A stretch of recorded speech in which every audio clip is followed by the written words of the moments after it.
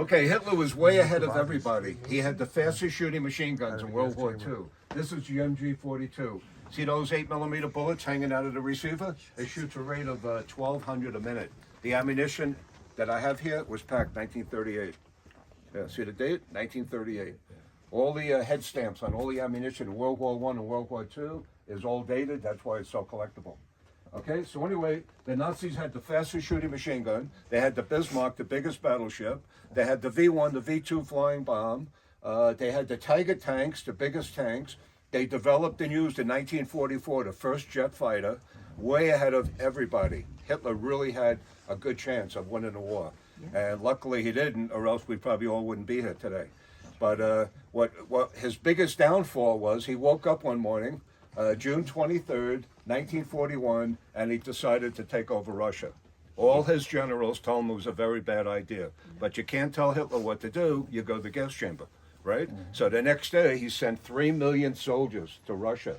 1 million to Stalingrad, 1 million to Leningrad, 1 million to Moscow. In 1941 winter was the coldest on record. He lost half his men. They were still wearing their summer uniforms. It was 36 below zero that winter. From that point on, his hopes of taking over the world went downhill. So I'm just going to go around this room and point out the important stuff. If you have any questions, just ask me. Look at all the different uniforms they had. I don't even think they knew what they were. Okay, this is the artillery sergeant. We got the first generation of Panthers. That's a tanker. We got the Luftwaffe, the Air Force. We got the SS. We got the infantry uniform here, the camouflage uniform. We have the jet fighter uniform. I paid a lot of money for this uniform right here. This is what the jet fighter looked like that they developed in 1944. And it even says here on the bottom of the airplane, if this was developed in 1942, the chances of him winning the war would have been even greater. Nobody had a jet fighter except Hitler. Okay. Is that made out of leather? Yeah, it's leather, yeah. Yeah, I paid a lot for this uniform from another museum.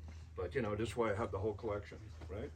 Okay, this is the general. We got the SS Gestapo in charge of the death camps. If you turn around over here, these are all Kaiser helmets. Look how small their heads were. Kaiser helmets. People were a lot smaller 100 years ago. There was no fast food. There was no McDonald's. There was no Carl's Jr. There was no Burger King, and there was no pizza. Okay, give you an idea, a helmet like this in perfect shape goes for around $2,000 to $3,000. Wow. Yeah, German stuff is worth a lot of money. It's real hard to find because a guy in Colorado Springs about 30 years ago bought everything. Okay, guys, let's move up a little bit. This is every Maltese cross from World War I and World War II. Right, that whole collection is worth about $75,000. You know, once in a while I'll just tell you, or you could ask what things are worth. All this stuff every year goes up in value because there is no more, while the stock market keeps going down. Yeah. Okay, you come down here a little bit. I got every hat and every helmet the Germans wore from World War I, 1914 to 1945. Here's a political uniform, just like Hitler used to wear in 1933. 20-something years ago, I paid $6,000 for that uniform. It's made in Berlin, from the hat to the boots. I thought it was a rip-off, but I wanted to buy it anyway. It's worth about 12 grand now.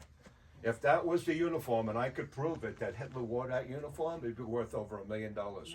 Here's Hitler wearing a uniform exactly like that. It's called a political uniform. Other than museums, how do you find this stuff? I deal with 5 collectors in Europe, and I have a one-page ad in the Worldwide Military Magazine, so the public in America could find me. And these guys overseas, in the last 5 years, they've been finding me so much stuff, and I'll tell you why. The World War II guys were all passing away, right? My mom and dad passed away. They were in World War II. And see the families, they're cleaning the basements and the attics, and they're finding machine guns, they're finding stuff that they never even knew they had for 75 years. And luckily they see my ad, they send me pictures, we make a deal, I send them a check, and hopefully 3 weeks later the box is here. I only got stuck like 4 or 5 times. Wow. I'm not going to Europe to look for them, but it's all part of business. There's crooks in the world. But most of the time they're honest, Okay, so anyway, this is all the gas masks from World War I, World War II. Okay, I'm going to show you the rarest thing I have in the museum. If you want to come a little closer, you'll probably never see another real one. I talked to museums all around the country. Half of them never even knew about it. The other half doesn't even know anybody that has another one. In 1944, Hitler's bodyguards were issued 15 gun belt buckles. You push the lever on the right side, the 3 barrels pop right out of the gun belt buckle. On the left side, 1, 2, 3 is the firing triggers. It'll shoot a 22 bullet right through your stomach. It's made out of sterling silver, and the one I'm going to show you, the serial number is number 1. Yeah, it's right here. It's in the history books. If you want to take a picture of it, it's right there. If you look really close underneath the gun belt buckle, the way it is, the engraving says 1944 SS number 1 on all the parts. I demonstrated that gun belt buckle 9 years ago for the Discovery Channel, so it definitely works. You want to see it in front of your house? You give me a bad check. Dragon Man, what'd you pay for it? You're gonna flip out. Okay, once in a while people ask me that. Okay, you want to know how I got that gun belt buckle? Okay, probably 25 years ago, a GI came in my shop. He knew I had a museum. It was nowhere this big 25 years ago. And he just got out of the Army, right? His uncle gave him this belt buckle. He was in World War II. And he came in and he wanted $500 for it, right? And I have all the other belt buckles, right? I never ever seen one like that. And so, you know, I'm Jewish, so I chewed him down. I got it for 400, right? Okay, we both of us never knew it's a gun belt buckle. We never knew the thing was closed, you know? So I put it in my toolbox. About 2 months later, I take it out. I was cleaning it with Never-Dull. That cleans, you know, metal. I hit the right side, the handle, boing! The thing opened up like a mousetrap. I dropped it on the floor, right? Back then I was married. My wife Googled it and looked it up, and she says, wow, this is one of 15 gun belt buckles that were issued to Hitler's SS troops to guard him. And I go, wow, you know? Boy, if that guy knew that thing's worth probably over $50,000, you know? But, you know, I lucked out. You know, we both didn't know what it really was, you know. And the Discovery Channel, they really got a kick out of that. So, okay, in front of the gun belt buckle, and it came with it from the GI I bought it from, is the cuff band that the SS guy would have wore on his left sleeve on his uniform. It says Führer's headquarters. Okay? The next rarest thing is right on top of the gun belt buckle on the second shelf. They're 8mm wooden bullets. If you guys didn't know it, the Germans used to practice with wooden bullets because metal was a big thing during World War II, and they don't want to waste any metal. Wow. Okay, these are all original pictures I got from survivors and collectors over the last 35 years. Anybody have any questions? No, good. Follow me.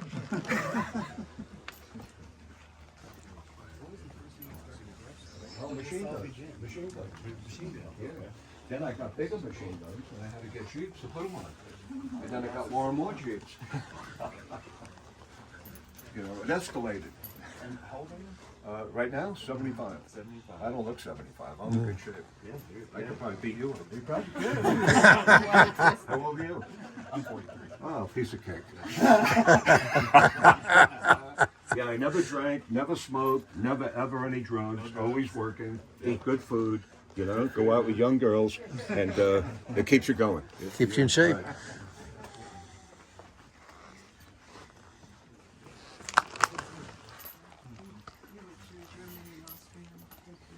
Oh, yeah?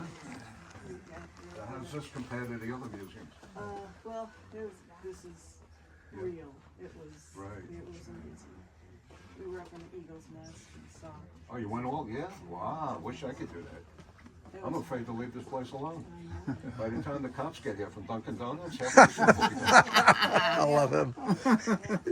Right, Eagle's Nest, right. Okay, guys, let's move around here. All this stuff is very interesting. These are all the boots that they wore. We got the hobnail boots, the Luftwaffe boots.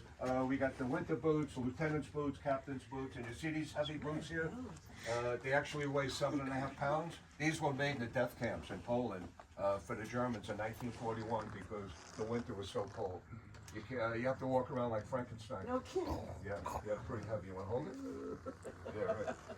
7.5 each or together? 7.5 pounds. Each or together? Oh, each. Yeah. Yeah. Heavy duty. Okay, guys, let's move down here a little bit. I'll tell you about the Holocaust. Some people think it never happened, but it did.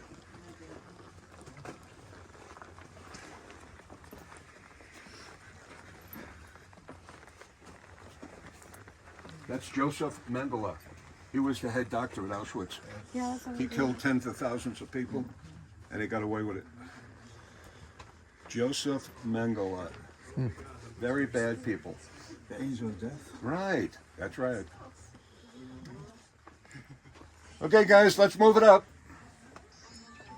But he lived in Europe, Argentina. That's what Bolivia. That's what they were looking for him. Yeah.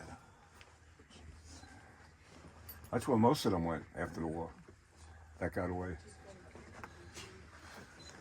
I went to the Central Museum in Moscow, military museum. Oh yeah. Not as nice as this is better. Oh yeah. You're better organized, but they have Yeah. a lot of vehicles, Yeah. Right. tanks. Yeah. Well, you'll see. I got a lot of stuff. My goal is 100 vehicles. All I need is 8 more. 100 army vehicles. Yeah, I want my own army. Yeah. Yeah. What happens if the Taliban comes here with all the American stuff that they left over there? You know, Right. You have to be ready. You know. Yeah, Joe Biden, not too smart. Yeah. Do we have anybody here that voted for him? We never do. Yeah. Because I need target holders. Okay, guys, let's move it up. So this is my Holocaust display. This lantern here came back from Buchenwald concentration camp. Maybe the last time that candle was lit was 77 years ago. See all the different armbands, mostly worn in the Warsaw Ghetto? If you were lucky enough to go to a factory and wear one of those armbands and make ammunition and parts for the Germans, you probably would have survived the war. Look at the ice pick from Dachau. I wasn't expecting to get the picture. See what they use the ice pick for? They drag the body probably to the incinerator. These are 100% original Holocaust uniforms. I paid over $3,000 for each one. If I didn't buy it, some other museum would have bought it. I really didn't care what it cost because I make money every day. Where are you going to get another uniform? In fact, I put a bid in for another uniform. I might get another one. So anyway, this is from Sobor concentration camp from Poland, Auschwitz, Buchenwald, Dachau. All this stuff was gathered up after the war. It was piled up. It was burnt. It was buried. The German people really didn't want the world to know what happened, but you can't kill 7-8 million people and they don't find out about it. Okay? Okay, we're going to come over here. And this is real important stuff over here. All you guys in the back, you could come around the other side. Just keep moving it over this way, guys, so we can get everybody down. That way everybody can have a look at what he's going to be showing you. Keep moving around. All right, I'm going to show you stuff other museums would never allow. I allow everything. Okay, let me show you this picture first. This is a very popular picture. It's a choosing ramp in Auschwitz.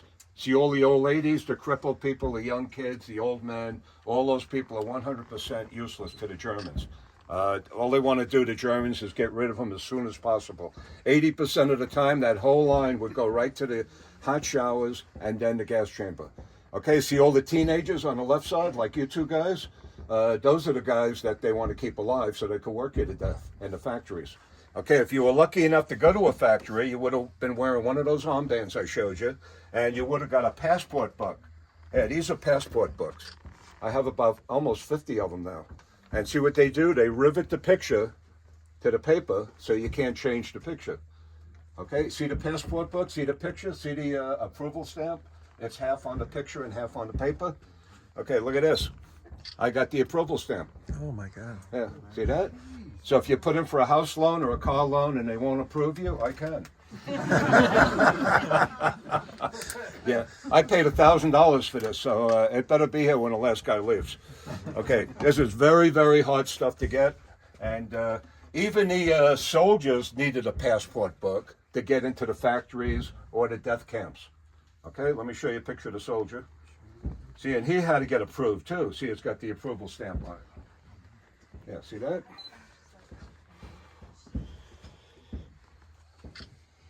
Okay, so anyway, okay, now all these people, they're going, they're heading right for the hot showers, right? And the room is just about this big. In fact, I sent my daughter there. My daughter I sent on a vacation to Auschwitz 3 years ago. She's up front. You met her up front. Okay, here's a picture of her in front of the stoves, the ovens. Her name's Melissa. She wants to learn about military history, the death camps, the Germans. So every summer she goes on a couple of vacations and learns more and more stuff. And she comes back and tells me what she learned, which everything she tells me I already knew. Okay, so anyway, the way the Germans would get 250 to 300 people into a room this size is they told them they're going to get drinks, they're going to get fed, they're going to get clean clothes, but they have to take a shower. So that made sense. So they all rushed in there, right? And as they're going in the room, the Germans are handing out bars of soap made out of human fat. I have 4 of them right here. That's from Auschwitz. That's made out of human fat. The Germans really didn't care if you soap up. That was just part of the gimmick to get you in the room. Okay? So once they're in the room, they lock the door. There's, let's say, 6, 8, 10 Germans on the roof. They all have gas masks on. There's pipes every 10 feet through the roof, about 6-inch diameter, so they could open up the Zyklon B gas cans and dump the white pellets through the hole. And when the white pellets hit the atmosphere, you know, oxygen, they vaporize and they smoke up. And when you breathe it, you're dead in 2 minutes. I have 20 cans of Zyklon B gas unopened in all these cabinets. You'll never see this at another museum because they won't allow it. Auschwitz has the same cans, but theirs are open. That's no fun. Now, see, 1943. See, they're all dated? See, no gimmicks? See, never open. Listen. That's a little white pellet. Yeah, you see that? Yeah. Now, if this opens, I'm pretty careful with it. You know, and the thing, I don't want you to breathe it, we're dead, you know? Now, you know, ATF, the FBI, the Sheriff Department, they all know I have this. And the reason I'm allowed to have this is because I'm a legal museum in the state of Colorado with the nonprofit 501-C3, you know, and I'm teaching people about military history, and they trust me. So I'm allowed to have it for now. Okay? And, okay, so now all the people are laying down. There's 250 people all dead, 300. They're all piled up. Now, the Germans aren't going to go in there and pull out the bodies. So they had these young teenagers that they picked off the choosing ramp to do it. And the other inmates would call them Jewish rats. Okay, I got this from a rabbi that was over there. This is the Star of David. And they'd be wearing this somewhere on their uniform. Yeah, see, like that. To show that they're helping the Germans, right? And the other inmates would call them Jewish rats because they're helping the Germans, but they had to help the Germans, or else they go in the gas chamber. Okay, so the Germans would send them in with this claw, the serial number 324. See the serial number? 324. I have 2 of them now. The other one's over there.